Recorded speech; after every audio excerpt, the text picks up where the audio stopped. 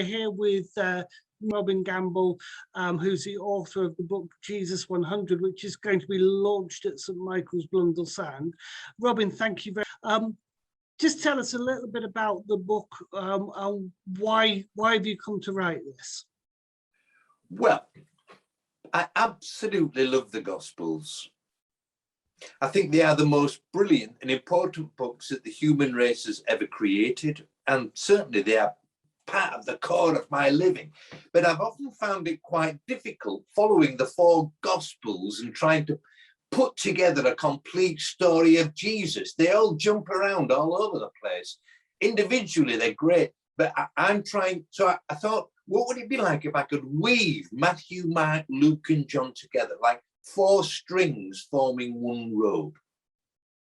And if we could start with the very beginning, the birth stories, and end with the ascension, and try to get everything in the middle, sort of in the best looking order we can manage.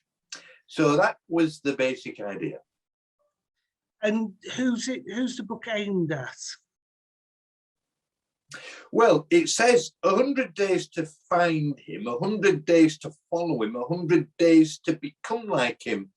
So I think it's aimed at anybody who wants to find out more about Jesus, whether they are a basic inquirer just wanting to get in on him, or whether they've been a Christian for years or recently or getting comfort, who wants to go deep into real discipleship, for someone who really wants to follow him, or for someone who really says, look, Lord, I want to become more like you. I want to change my thoughts, my lifestyle. I want to make new beginnings. So I think it's for a range of people, but who are all serious about Jesus. He's not just a passing thought. We're not just churchgoers.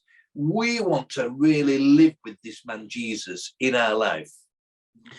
And what makes it different from this? Because there's quite a lot of support in that for people who want to be like Jesus. You know, in our diocese, we've got Rule of Life that we try and encourage people to follow. What makes this different and maybe more successful for the inquirers or the followers? Well, I wouldn't claim that it's more successful. I think there are lots of different books and courses in the church, and I think that's great, because everybody needs to find the thing that suits them. It doesn't mean that it's more successful or better than the others.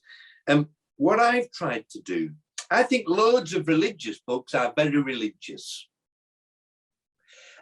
filled with vocab and terminology, and you seem to need to know quite a lot before you can get into the book. So I've tried to produce something which is more set in the world, it's more contemporary, and people tell me it is accessible.